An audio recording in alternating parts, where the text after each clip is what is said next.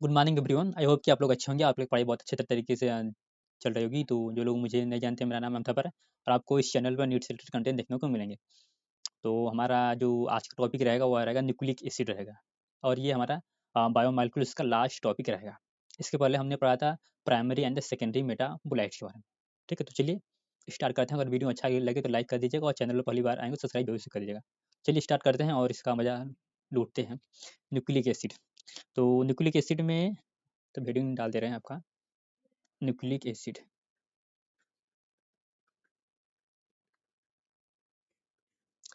Nucleic acid, चलिए पहले इसका इंट्रोडक्शन देख लेते हैं ना।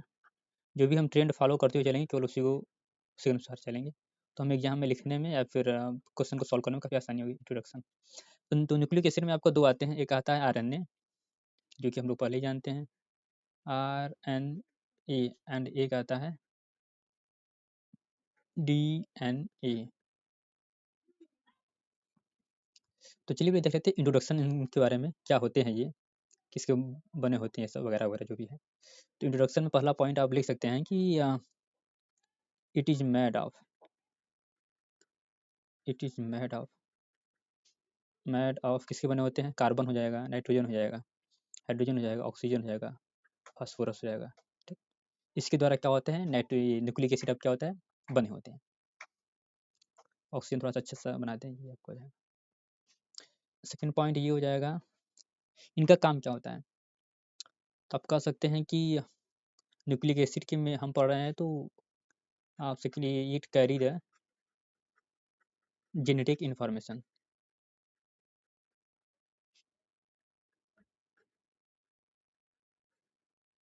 ठीक है, ये सब हमने कहीं पहले ही पढ़ा हुआ है कि जो डीएनए होता है वो क्या होता है, जेनेटिक मटेरियल को कैरी करता है। जेनेटिक मतलब जो भी हमारे पेरेंट्स में लक्षण है वो हमारे अंदर आएंगे, हमारे अंदर जो है हमारे बच्चों में जाएंगे।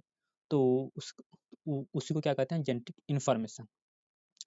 तो जेनेटिक इन्फॉर्मेशन आपके कौन कैरी करता है, डीएनए और आरएनए। डीएनए लगभग से सभी ऑर्गेनिज्म में पाया जाता है, लेकिन आरएनए कुछ ही वायरस होते हैं जहाँ पर आरएनए वर्क करता है एज जेनेटिक मटेरियल के रूप।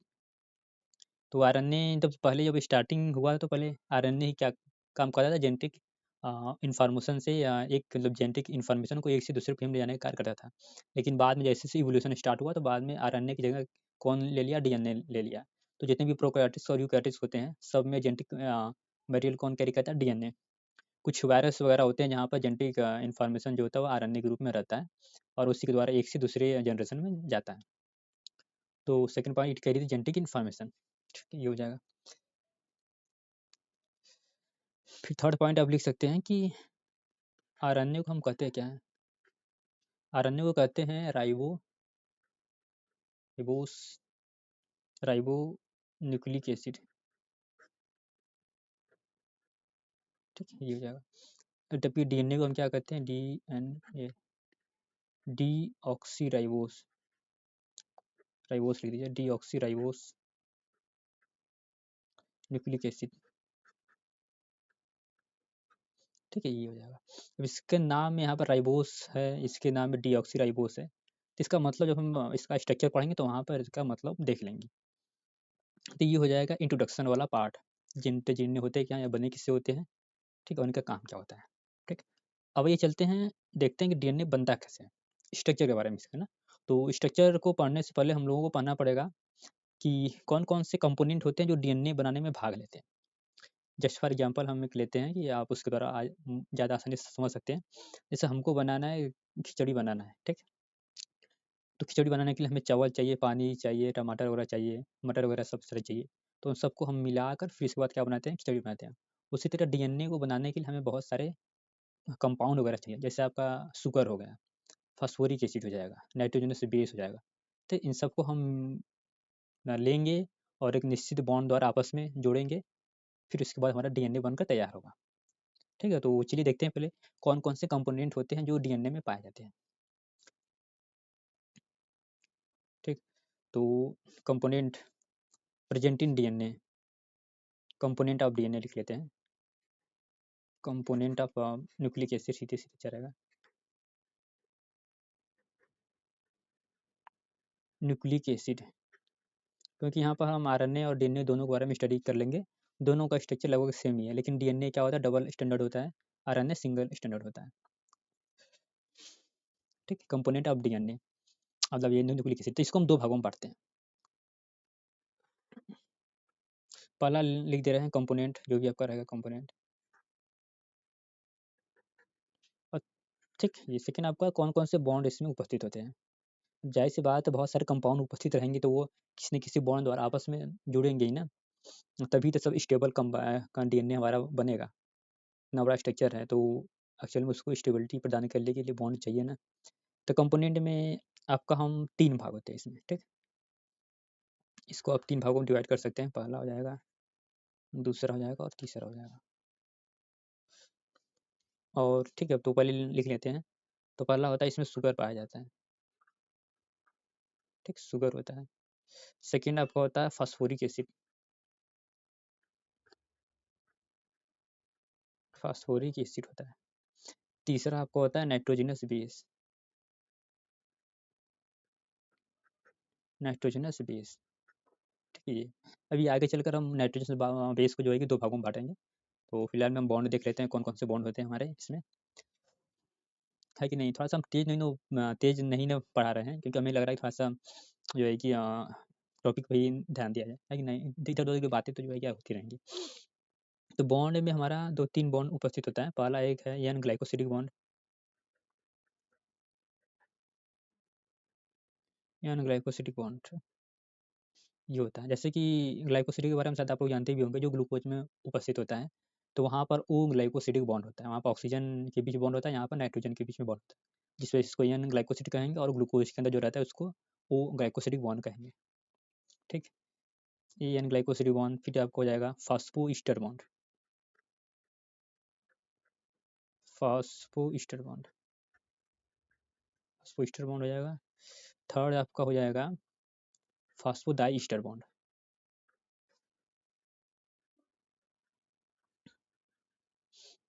ठीक? और एक बॉन्ड और होता है जिसको हम कहते हैं फॉस्फो एनहाइड्राइड बॉन्ड कह सकते हैं उसको, एनहाइड्राइड बॉन्ड। ये एसिड और एसिड के बीच में बनता है, ये आपका एसिड और अल्कोहल के बीच में बनता है, ये भी उसी के बीच में बनता है, एसिड और अल्कोहल के बीच में। और ये आपका बनता है न्यूक्लियोसाइड और शुगर के बीच में बनता है, ठीक? तो इतने सारे बॉन्ड इन्वॉल्व हो गए, इतने सारे क्या होते हैं कंपाउंड इन्वॉल्व हो गए, ठीक? अब चलते हैं जो नाइट्रोजन से कंपाउंड होते हैं उसको जो है कि 2 भागों में बाँटते हैं।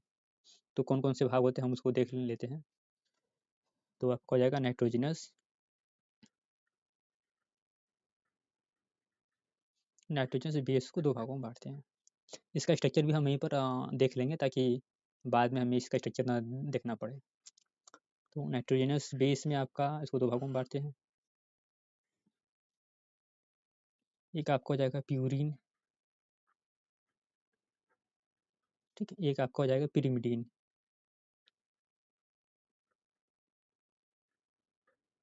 ठीक? प्यूरीन के अंदर आपके 2 कंपोनेंट आते हैं, ठीक? तो उन दोनों का नाम देखते हैं और स्ट्रक्चर भी देख लेते हैं। तो पहला आपका हो रहेगा एडेनिन रहेगा, एडेनिन, ठीक?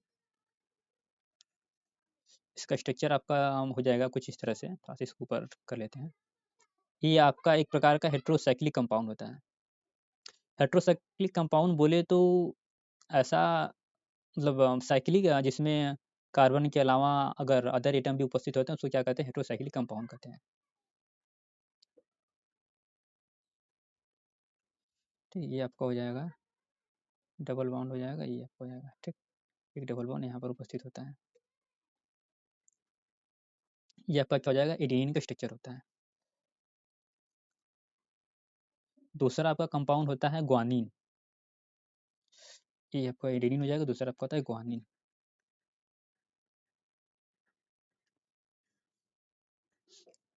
ग्वानिन का भी स्ट्रक्चर लगभग से सेम ही होता है, उसकी तरह ही। जैसे आपका एडेनिन होता है तो वैसे आप लोग बना सकते हैं। ये भी एक हेटेरोसाइक्लिक कंपाउंड ही होता है।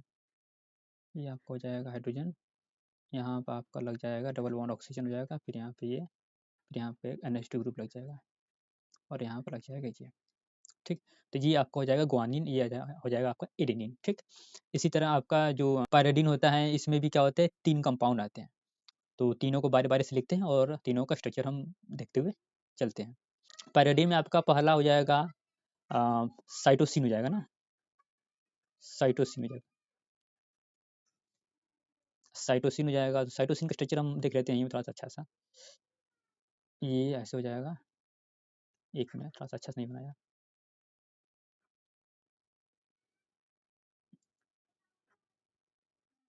ये आपका हो जाएगा, यहाँ पर आपका हो जाएगा डबल बॉन्ड, यहाँ आपका हो जाएगा NH2 ग्रुप। ठीक है, ये आपका हो जाएगा साइटोसिन के बारे में, तो ये साइटोसिन का स्ट्रक्चर हो गया। सेकेंड आपका हो जाएगा थाइमिन। ठीक है, ये थाइमिन, थाइमिन का स्ट्रक्चर जैसे लगे सेम इसकी तरह ही है, मतलब एक आप याद कर लेंगे तो बाकी सब वैसे ही आपको याद हो जाएगा।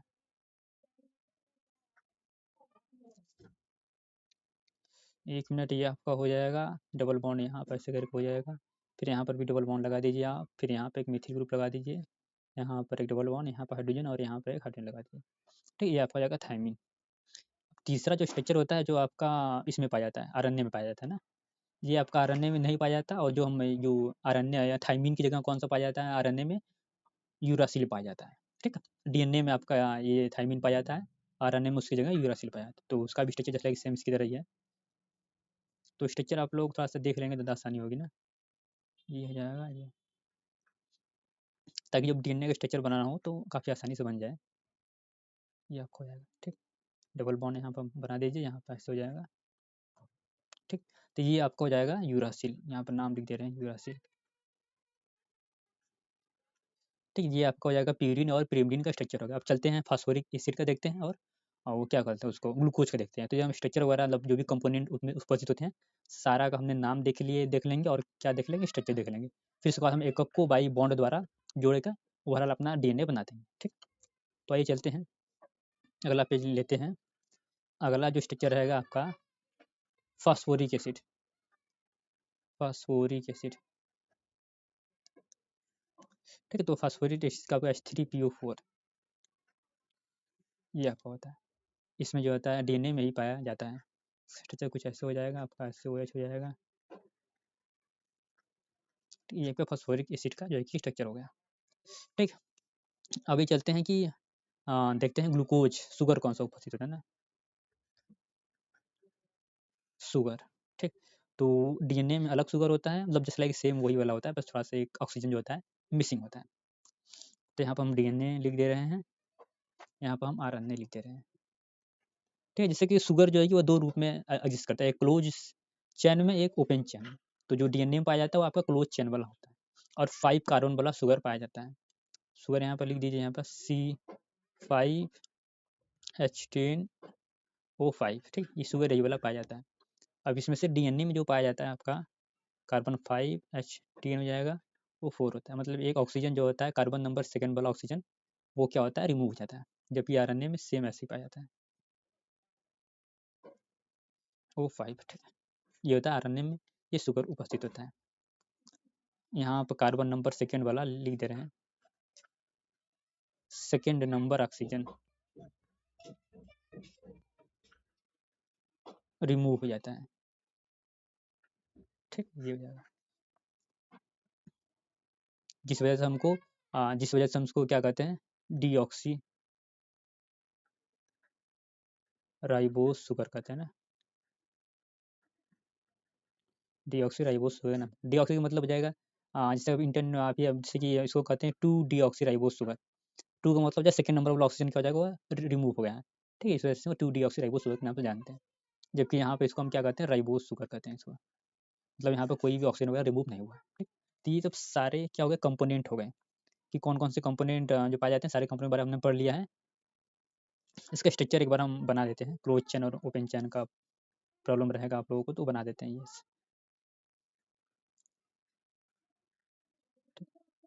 और इसमें बीटा एच पाया जाता है। कौन सा एच होता है, बीटा वाला एच होता है। नहीं, वो मतलब इसमें बीटा ग्लूकोज पाया जाता है, जो ओ एच होता है वो क्या होता है, अपर साइड होता है, दिस इज बीटा। जब हम ग्लूकोज पढ़ा रहे तो आपको बताया था, जब ओ एच ऊपर की साइड होता है तो बीटा कहते हैं, नीचे की साइड होता है अल्फा कहते हैं, CH2OH। ठीक है, ये आपका हो जाएगा। ये आपका हो जाएगा डीएनए में जो उपस्थित होता है शुगर, और जो आरएनए में उपस्थित होता है बस यहाँ पर क्या होगा, OH हो जाएगा। तो इसका भी स्ट्रक्चर हम बना ही देते हैं।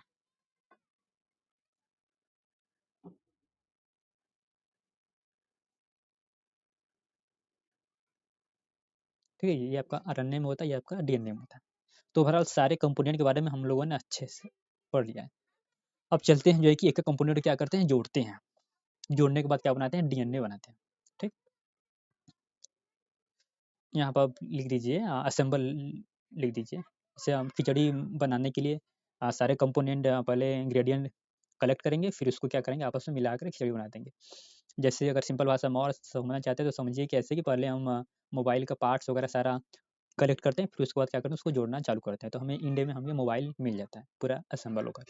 ठीक है, ये बात। इसी तरह हमने भी जितने भी कंपोनेंट उसमें उपस्थित होते हैं, सारा हमने बना लिया है, उसका स्ट्रक्चर वगैरह देख लिया। अब हमको क्या करना है, उसको जोड़ना है केवल। जोड़ने के बाद हमारा डीएनए बनकर तैयार हो जाएगा। तो चलिए देखते हैं, असेंबल आप डीएनए। ठीक है, ये हो जाएगा। इसे भी आप लोग हेडिंग डालकर लिख सकते हैं। पहले एक काम करते हैं कि जो आपका शुगर होता है, शुगर प्लस नाइट्रोजन बेस को क्या करते हैं, जोड़ने का काम करते हैं।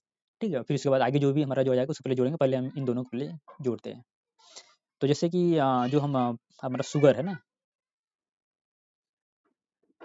Sugar plus nitrogenous base, nitrogenous base, जब इन दोनों को हम जोड़ेंगे विथ किसके द्वारा जोड़ेंगे, एन ग्लाइकोसिडिक बॉन्ड द्वारा।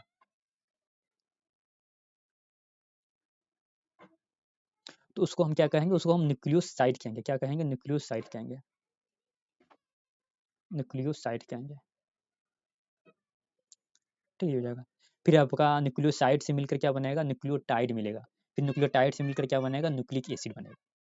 ठीक है, तो एक एक स्टेप के बारे में हम धीरे धीरे पढ़ते हुए चलेंगे और आखिर में हम डीएनए बना लेंगे। तो चलिए जोड़ते हैं शुगर और नाइट्रोजनस बेस को।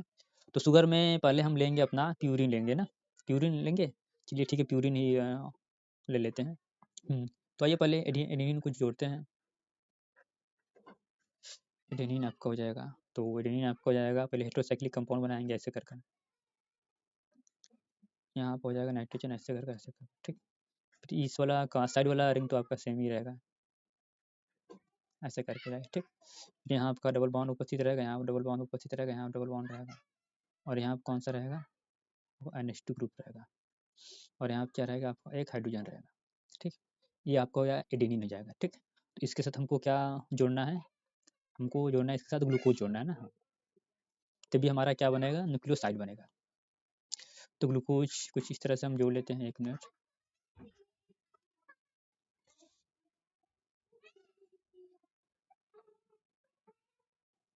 ठीक है, ये हाँ CH2OH आप लिख सकते हैं इसको यहाँ पर, ठीक। तो ये जो आपका बॉन्ड होता है, ये ऑक्सीजन होता है, इसके साथ हो जाएगा, ठीक। तो ये आपका बन जाएगा न्यूक्लियोटाइड, न्यूक्लियोसाइड बन जाएगा ना।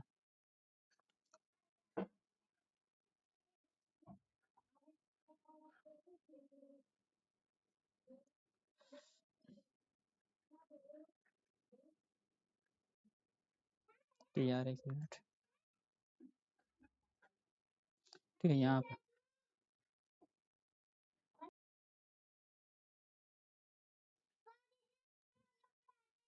ये आपका CH2 हो जाएगा, ठीक। ये आपका बॉन्ड हो जाएगा, ठीक, ये हो जाएगा,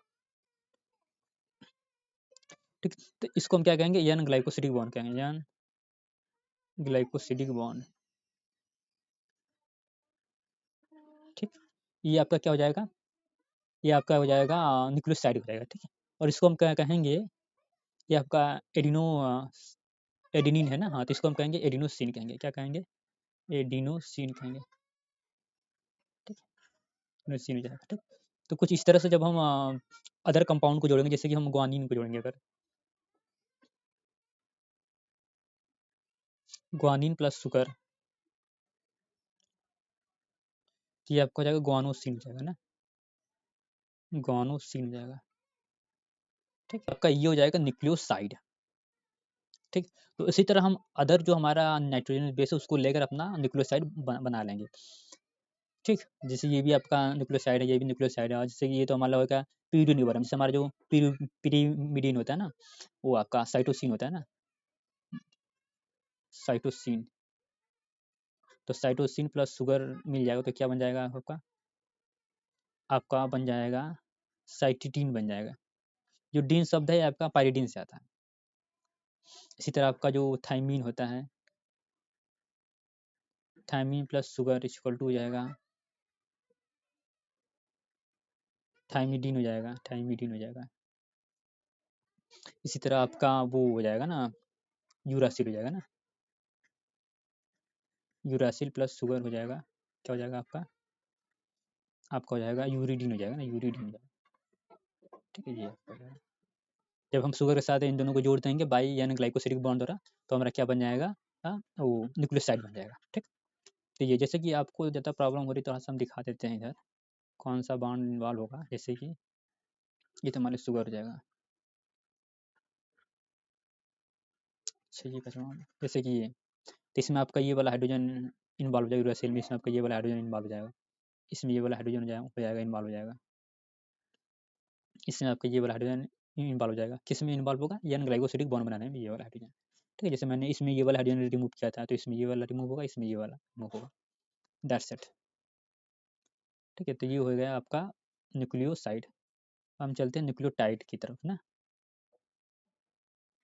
तो अब हमको पढ़ना है न्यूक्लियोटाइड, न्यूक्लियोटाइड। ठीक, अब हम देखते हैं हमारा न्यूक्लियोटाइड कैसे बनता है। तो पहले जो हम लोगों ने बनाया था अपना न्यूक्लियोसाइड ना, न्यूक्लियोसाइड प्लस फॉस्फोरिक एसिड। ठीक, बॉन्ड कौन सा रहेगा आपका, फास्फोडाइस्टर बॉन्ड रहेगा, ये फास्फोस्टर बॉन्ड रहेगा, फास्फोस्टर बॉन्ड, फास्फोस्टर बॉन्ड रहेगा प्लस डाई ईस्टर रहेगा, प्लस एनहाइड्राइड बॉन्ड रहेगा ना, फास्फो एनहाइड्राइड बॉन्ड, जो हमारा एसिड और एसिड के बीच में बनता है, फास्फो एनहाइड्राइड बॉन्ड। ठीक है, ये हो जाएगा। सब सारे सब मिलकर क्या बना लेंगे, अपना न्यूक्लियोटाइड बना लेंगे, न्यूक्लियोटाइड हो जाएगा। ठीक, प्लस, ठीक है, अब जब न्यूक्लियोटाइड बन गया तो एक न्यूक्लियोटाइड बहुत सारे न्यूक्लियोटाइड बनेंगे इसी तरह, तो न्यूक्लियोटाइड प्लस न्यूक्लियोटाइड कौन सा बॉन्ड होगा, हाइड्रोजन बॉन्ड, क्या बना देंगे अपना, ये हो जाएगा डीएनए बना लेंगे। ठीक, डीएनए हो जाएगा। ठीक, डीएनए के केस में आपका हाइड्रोजन बॉन्ड उपस्थित रहेगा, आरएनए के केस में हाइड्रोजन बॉन्ड अनुपस्थित रहेगा। ठीक है, ये आपका होता है। तो यहाँ पर हम जब बॉन्ड आपका शायद बनाया था, एक मिनट यहाँ पर देखिए, अच्छा यहाँ पर, अच्छा यहाँ पर बॉन्ड वगैरह लिख दीजिए, हाइड्रोजन बॉन्ड भी होता है, हाइड्रोजन बॉन्ड। ठीक है, ये हो जाएगा। तो ये चलते हैं उसको जोड़ते हैं ना, फास्फोरिक एसिड को, इसके साथ आए न्यूक्लियोसाइड, कहाँ गया ये, क्या था, न्यूक्लियोसाइड, इसके साथ जोड़ते हैं और हमारा जो डीएनए बनाते हैं। तो अगला रहेगा ये आपका PO4, ऐसे करके बना दे रहे हैं इसको,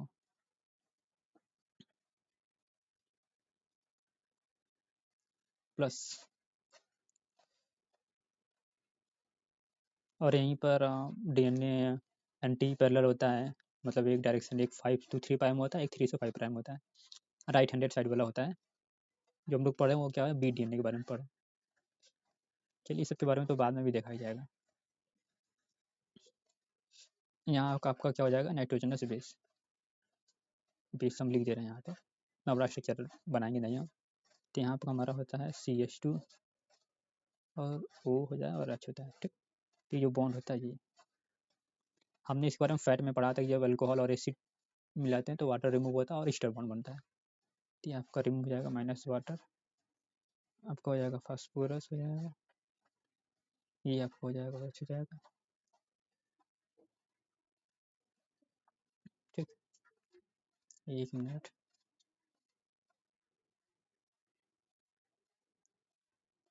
ये आपका हो जाएगा नाइट्रोजनस बेस। ठीक, ये आपका क्या हो जाएगा, न्यूक्लियोटाइड हो जाएगा। ठीक है, ये हो जाएगा।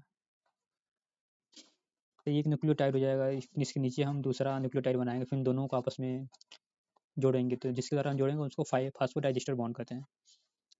जैसे दो ग्लूकोज मालिक्यूल्स को आपस में, और जब दो अपोजिट स्ट्रैंड आपस में, एक स्ट्रैंड लिया जाएगा फास्फोडाइज न्यूक्लियोटाइड की वजह हो जाएगा, फिर इसको हम आपस में हाइड्रोजन बॉन्ड द्वारा जोड़ते हैं। तो चलिए देखते हैं, ये न्यूक्लियोटाइड हो जाएगा। फिर इसके नीचे आपका जो होता है ना, ये उसको मिटाते हैं,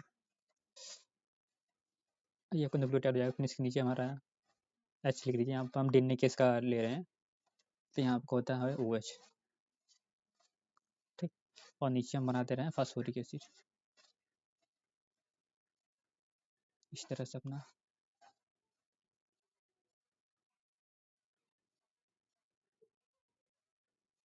ठीक। तो ये इसके साथ चला जाएगा, ये हो जाएगा। यहाँ पर दूसरा हम बना दे रहे हैं ग्लूकोज।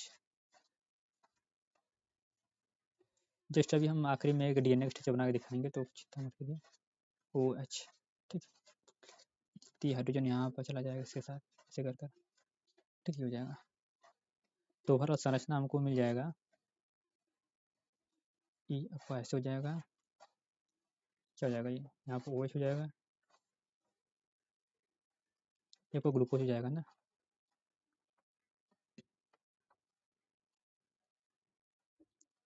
ठीक है। ये आपका नाइट्रोजन बेस हो जाएगा। तो यहाँ पे देखना थोड़ा सा, यहाँ पर ऑक्सीजन भी रहेगा ना,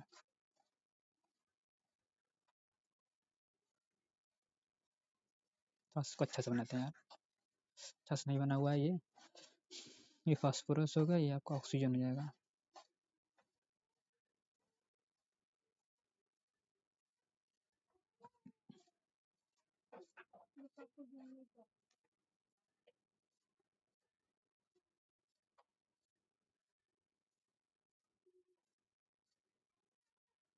ठीक है, ये आपका हो जाएगा CH2, यहाँ पर लिख दीजिए CH2, ऑक्सीजन रहेगा, यहाँ पर नाइट्रोजन से बेस हो जाएगा, ठीक है। यहाँ पर आप ऐसे कर दीजिए, ऐसे कर, क्योंकि नीचे भी बॉन्ड उपस्थित ही रहेगा, यहाँ पर आप ऐसे कर दीजिए, ठीक है, ऊपर भी उपस्थित रहेगा, तो ये हो जाएगा। तो ये वाला बॉन्ड, ये वाला बॉन्ड फास्फोडाइस्टर बॉन्ड कहेंगे, फास्फोडाइस्टर बॉन्ड, ठीक है। यहाँ पर आपका नाइट्रोजन बेस रहेगा, इधर भी आपका नाइट्रोजन बेस रहेगा, इसको एन ग्लाइकोसिडिक बॉन्ड कहेंगे, इसको भी क्या कहेंगे, एन ग्लाइकोसिडिक बॉन्ड कहेंगे, ठीक है। और हम इसको क्या कहेंगे, फास्फोईस्टर बॉन्ड कहेंगे, ये वाला जो बॉन्ड रहेगा, फास्फोईस्टर बॉन्ड, ठीक। मतलब बॉन्ड में हमारा एन ग्लाइकोसिडिक बॉन्ड आपका ये वाला हो जाएगा, फास्फोईस्टर बॉन्ड ये वाला हो जाएगा, फास्फोडाइस्टर बॉन्ड ये दोनों हो जाएंगे, और एक हमारा बॉन्ड और बचा हुआ है ना, फास्फो एनहाइड्राइड बॉन्ड, ठीक। तो फास्फो एनहाइड्राइड बॉन्ड कुछ ऐसे बनता है,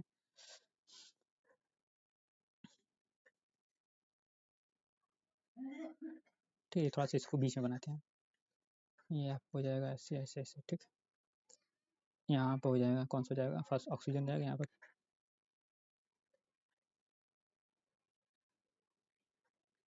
ठीक है।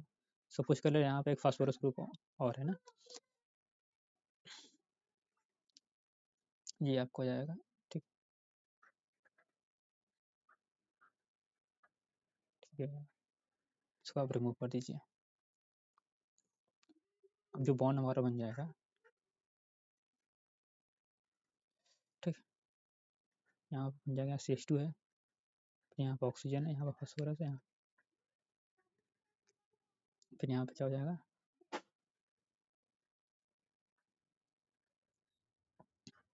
ठीक है। तो ये फास्फोस्टर बॉन्ड रहेगा, ये जो बॉन्ड रहेगा ना, ये वाला, ठीक। इसको हम कहेंगे फास्फो एनहाइड्राइड बॉन्ड कहेंगे, ठीक, क्योंकि ये दो एसिड के बीच में बॉन्ड बन रहा है, ठीक है। तो जैसे कि आपने ATP का स्ट्रक्चर सुना होगा, एडिनोसिन ट्राईफास्फेट, ठीक। ट्राईफास्फेट का मतलब हो जाएगा एक फास्फेट ये हो जाएगा, एक फास्फेट ये हो जाएगा, इस तरह एक फास्फेट अगर हम एक और यहाँ पर जोड़ देंगे, सपोज कर लेने ऐसे करके जोड़ दें, तो क्या हो जाएगा, ट्राईफास्फेट हो जाएगा, ठीक। अगर ये हमारा शुगर है, और यहाँ पर अगर हम एडेनिन लगा दिए, अगर नाइट्रोजनस बेस के अंदर एडेनिन है ये, ठीक, बोले तो एडेनिन, ठीक है। तो इसको हम क्या कहेंगे, एडिनोसिन ट्राईफास्फेट के नाम से जानेंगे, ठीक है। एडेनिन है, शुगर के साथ क्या हो जाएगा, एडिनोसिन हो जाएगा। जैसे प्यूरिन है, तो ये इसको हो जाएगा, तो ये प्यूरिन के अंदर जाएगा, एडेनिन होता है और ग्वानिन होता है, जब वो शुगर के साथ मिलता है तो क्या बनाता है, एडिनोसिन हो जाता है, तो यहाँ पर एडिनोसिन ट्राईफास्फेट, ठीक है, ये हो जाएगा। एडिनोसिन ट्राइफॉस्फेट एटीपी का फुल फॉर्म होता है। तो ये आपका बन गया, हमारा न्यूक्लियोसाइड बन गया, न्यूक्लियोसाइड से न्यूक्लियोटाइड हमने बना लिया है। अब हम चलते हैं न्यूक्लियोटाइड भी बन गया है। अब हम चलते हैं एक न्यूक्लियोटाइड की श्रृंखला ऐसे बनाते हैं, एक ऐसे बनाएंगे, ठीक। तो इन दोनों को आपस में जोड़ देंगे तो हमारा डीएनए बनकर तैयार हो जाएगा। कोशिश करते हैं, देखते हैं, ठीक है। आपका हो जाएगा, जैसे कि एक अच्छा सा बन लेते हैं, ठीक है। अच्छा, और एक बताना था, इसी में ही बता देते हैं आपको यहाँ पे, ठीक है। ये हो जाएगा। अच्छा, 1 मिनट। अच्छा,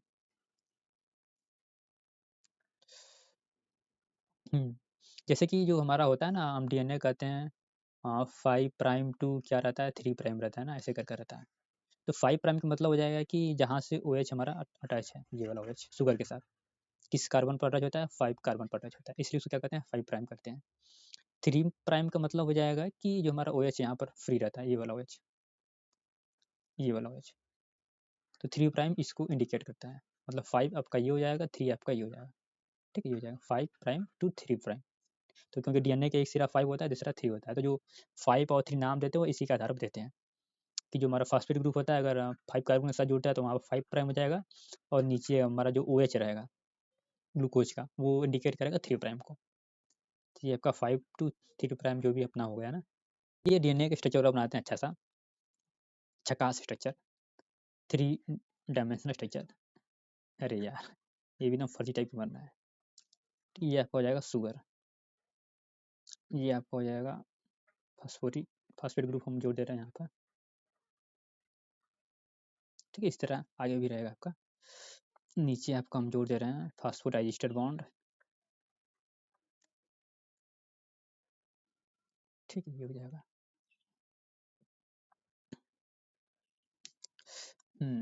आगे आपका यहाँ से, ठीक ठीक है, यहाँ पर आप ऑक्सीजन मत लगाइए क्योंकि हम यहाँ बनाएंगे, कौन सा बॉन्ड बनाएंगे, हमें तो डीएनए बनाना है हमको, तो आप ऑक्सीजन क्या रहेगा, यहाँ पर ऑक्सीजन क्या रहेगा, मिसिंग रहेगा, ठीक। तो ये रहा आपका प्यूरिन बेस, प्यूरिन क्या, पिरिमिडिन रहेगा ना। तो जो भी आप लिख सकते हैं, इसको अपने मन से भी बना सकते हैं नाइट्रोजन का स्ट्रक्चर, ठीक है। ये आपको हो जाएगा, यहाँ पर क्या हो जाएगा, डबल बॉन्ड ऑक्सीजन रहेगा, यहाँ पर रहेगा NH2 ग्रुप रहेगा, ठीक है। ये आपको हो जाएगा, और ये आपका बन जाएगा, कौन सा संरचना बनेगा आपका, वो हाँ, यानी ग्लाइकोसिडिक बॉन्ड बनेगा, ठीक है। हो जाएगा साइटोसिन, सी का मतलब साइटोसिन हो जाएगा। और नीचे यहाँ वाला स्ट्रक्चर हम बना दे रहे हैं आपका,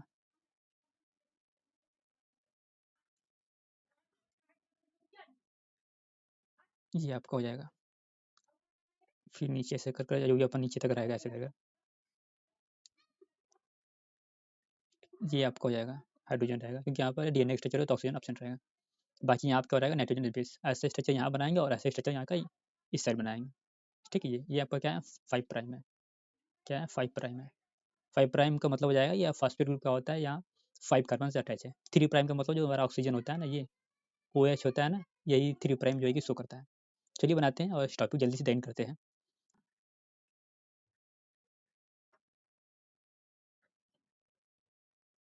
ठीक है। ये आपका नाइट्रोजन आएगा, फिर ये आपका NH2 हो जाएगा,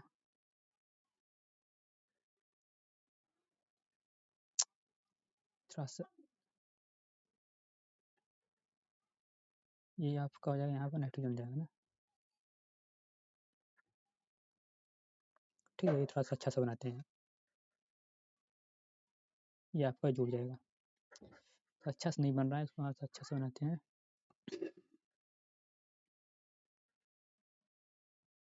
ये आपका हो जाएगा, ठीक। तो ये आपका हो जाएगा, बाकी हाइड्रोजन बॉन्ड यहाँ से बनेगा तो ये आपका हो जाएगा। अब चलते हैं इस साइड वाला बनाते हैं, थोड़ा सा लेंदी टॉपिक हो जा रहा, लग रहा है कि, और क्या कहते हैं इसको, बनाने में काफ़ी मुश्किल आ रहा है, इस छोटे सा स्क्रीन है ना इसका। पहले ये जो ग्लूकोज का स्ट्रक्चर बनाते हैं कुछ इस तरह से हम, उल्टा, ये आपका हो जाएगा, ये आपका 5 कार्बन वाला है, तो यहाँ पर हो जाएगा फॉस्फेट ग्रुप, फिर यहाँ पर पी हो जाएगा, फिर नीचे फिर हम क्या बनाएंगे, ग्लूकोज बनाएंगे, ये ग्लूकोज भी यहाँ पर हम बना दे रहे हैं कुछ इस तरह से आपका, ये हो जाएगा, ठीक, ये हो जाएगा। अब इसके बीच में इधर क्या रहेगा आपका, वो नाइट्रोजनस बेस रहेगा, इस तरह यहाँ पर भी क्या रहेगा, नाइट्रोजनस बेस रहेगा, ये आपका हो जाएगा, ठीक है। यहाँ पर आपका नाइट्रोजन रहेगा, यहाँ पर आपका कौन सा आएगा, NH2 ग्रुप रहेगा। फिर यहाँ पर आपका ऑक्सीजन ग्रुप रहेगा। थोड़ा सा इसको हम अच्छे से बना दे रहे हैं। ये आपका नाइट्रोजन ग्रुप है। तो अब इसके बगल में क्या रहेगा, आपका एक रिंग रहेगा।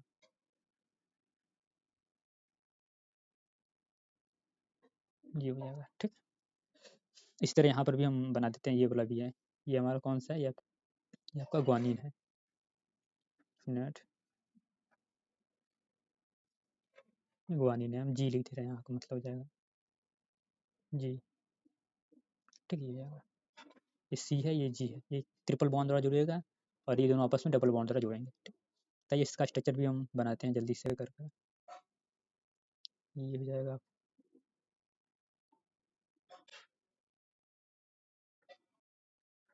हाइड्रोजन ऐसे हो जाएगा, ऑक्सीजन ऐसे हो जाएगा, CH3 आपका ऐसे हो जाएगा। आपका ये आपका हो गया ओवरऑल न्यूक्लियोटाइड का स्ट्रक्चर। ये भी न्यूक्लियोटाइड है, ये भी क्या न्यूक्लियोटाइड है।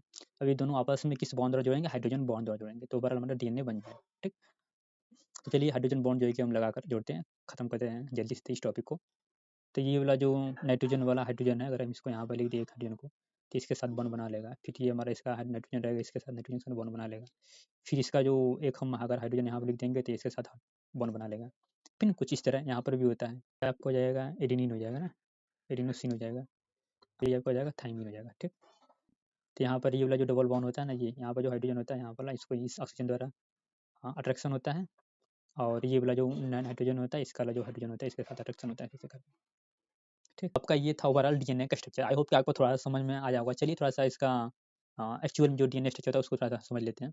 ये तो आपका वो मालिक्यूलर स्ट्रक्चर था, ठीक है। उसको हम BDNA के नाम से जानते हैं, ठीक है। ये हो जाएगा, ये हम क्या कौन सा DNA देख रहे हैं, BDNA जो वाटसन और क्रिक ने दिया था। देखिए डबल हेलिक्स होता है, एक ऐसे ऐसे कर ऐसे कर, ठीक है, ये होता है। और एक होता है ऐसे ऐसे कर, कुछ इस तरह से होता है, ठीक। थोड़ा सा पेन मोटा ले रहे हैं यार, है कि नहीं, ठीक है। ये होता है, ठीक है। ये आपको हो गया DNA का स्ट्रक्चर। एक का डायरेक्शन होता है 5' to 3', एक होता है 5' to 3'। 5 to 3' हो गया ना, 3 to 5' हो जाएगा ना, या उल्टा हो जाएगा, ठीक है। और इसका जो चौड़ाई होता है कितना होता है, 20 एंगस्ट्रॉम होता है, ठीक। और ये जो राइट हैंडेड होता है, कौन सा DNA होता है, राइट हैंडेड, क्लॉक वाइज वाला हमारा। इसका जो कुंडली डायरेक्शन होता है वो राइट हैंडेड साइड होता है, ठीक है, BDNA का। और इसमें एक कुंडलित जब होगा, मतलब एक हेलिक्स जब बनेगा, तो उसमें कितने बेस पेयर होते हैं, 10 बेस पेयर होते हैं, 10 बेस पेयर होते हैं, ठीक। 10 बेस पेयर होते हैं, ठीक। और एक बेस पेयर के बीच में जो आपका क्या कहते हैं उसको जगह होता है, वो 3.4 एंगस्ट्रॉम होता है, ठीक। ठीक है, अगर 10 बेस पेयर के बीच में पूछ लिए कि कितने का होता है, तो आपका 34 एंगस्ट्रॉम हो जाएगा। और इसके अलावा किसी भी DNA में जो आपका एक ही मात्रा रहेगी ना, एक ही मात्रा हमेशा T के बराबर रहेगी, और G की मात्रा हमेशा C के बराबर रहेगी, ठीक। इसको क्या कहते हैं, इसका चारगाव का नियम कहते हैं, प्यूरिन इक्वल टू pyrimidine, ठीक है। ये आपका क्या होता है, चारगाव का नियम होता है, ठीक है। ये आप देख रहे हैं जो भी है अपना स्ट्रक्चर वगैरह, 3.4 एक्सटर्न पाया जाता है एक बेस पेयर के बीच में, और एक हेलिक्स में 10 बेस पेयर होते हैं, और लंबाई कितना होता है, 20 लंबाई 20 एंगस्ट्रॉम होता है। तो ये DNA एक टिपिकल स्ट्रक्चर है, इसका आप मालिक्यूलर स्ट्रक्चर भी देख सकते हैं, ये इसको आप लोग याद भी कर सकते हैं। देखिए जो भी है ना, ट्रिपल बॉन्ड बना है, G और C के बीच में ट्रिपल बॉन्ड बना हुआ है, ये आपका, ठीक। यहाँ आप देखिए डबल बॉन्ड बना हुआ है A और T के बीच में, तो कुछ इसी तरह क्या होता है, 5 to 3 डायरेक्शन में होता है, और इन नीचे की तरफ अपना होता हुआ जाता है, ये हो जाएगा। ये देखिए 5' दिखा रहा है, मतलब फास्फेट ग्रुप 5 से अटैच है। यहाँ पे 3' दिखा रहा है, इसका मतलब यहाँ पर OH क्या है, ये वाला ये OH दिखा रहा है यहाँ पर ना, क्या बोलते हैं, ये OH, ठीक। ये वाला OH क्या शो कर रहा है कि ये हमारा वो क्या कहते हैं उसको, ऑक्सीजन आपका, ये क्या है, 3 इंड है। ये फास्फेट शो कर रहा है 5 इंड है, ये OH शो कर 3 इंड है, ठीक। तो ये है ओवरऑल DNA का टिपिकल DNA का स्ट्रक्चर। DNA का फीचर्स वगैरह हमने देख ही लिया है कि DNA डबल हेलिक्स का होता है, जिसमें 2 पॉलीन्यूक्लियोटाइड के चेन क्या होते हैं, आपस में हाइड्रोजन बॉन्ड द्वारा क्या होते हैं, जुड़े हुए होते हैं। और एक हेलिक्स में क्या होता है, 10 बेस पेयर होते हैं, उनके बीच में दूरी 3.4 एंगस्ट्रॉम होती है। तो ओवरऑल एक बेस पेयर में, मतलब एक हेलिक्स में कंप्लीट करने में 10 बेस पेयर आते हैं, और आपका लंबाई हो जाएगा 34 एंगस्ट्रॉम हो जाएगा, ठीक। कुछ इस तरह से जो है क्वेश्चन, जो भी क्वेश्चन आएगा तो बाद में DNA का फीचर्स वगैरह हो गया। चलिए एनसीईआरटी क्वेश्चन थोड़ा सा देख लेते हैं, और टॉपिक यहीं पर एंड करते हैं। देखिए क्या होता है मैक्रो मॉलिक्यूल्स को होता है, जब हम ट्राइक्लोरोस्टिक एसिड में इसको डालते हैं तो ये क्या होता है इनसॉल्युबल पोर्शन में प्राप्त होता है, इनसॉल्युबल पार्ट प्राप्त होता है, ठीक। ये क्या होता है पॉलीपेप्टाइड का क्या होता है, पॉलीन्यूक्लियोटाइड का क्या होता है श्रृंखला होता है, टू इधर भी द पॉलीफॉस्फोराइड्स एंड द पॉलीपेप्टाइड, ठीक ये हो जाएगा। For nucleic acid the building block of nucleotide, ठीक, ये जो न्यूक्लियोटाइड मतलब डीएनए का जो बिल्डिंग ब्लॉक होता है न्यूक्लियोटाइड होता है। और न्यूक्लियोटाइड किसका मिलकर बनता है, न्यूक्लियोसाइड से मिलकर बनता है। न्यूक्लियोसाइड किसका मिलकर बनता है, न्यूक्लियोसाइड आपको होता है शुगर प्लस नाइट्रोजन बेस से मिलकर बना होता है। वन इज हेट्रोसाइड, देखिए न्यूक्लियोसाइड है जा chemically distinct compounds, one is heterocyclic compound होता है एंड सेकंड इज मोनोसैकेराइड होता है, थर्ड इज फॉस्फोरिक एसिड या फिर फॉस्फेट होता है, ठीक है। मतलब यही होता है न्यूक्लियोसाइड जो होता है 3 भागों में हम उसको बांटते हैं।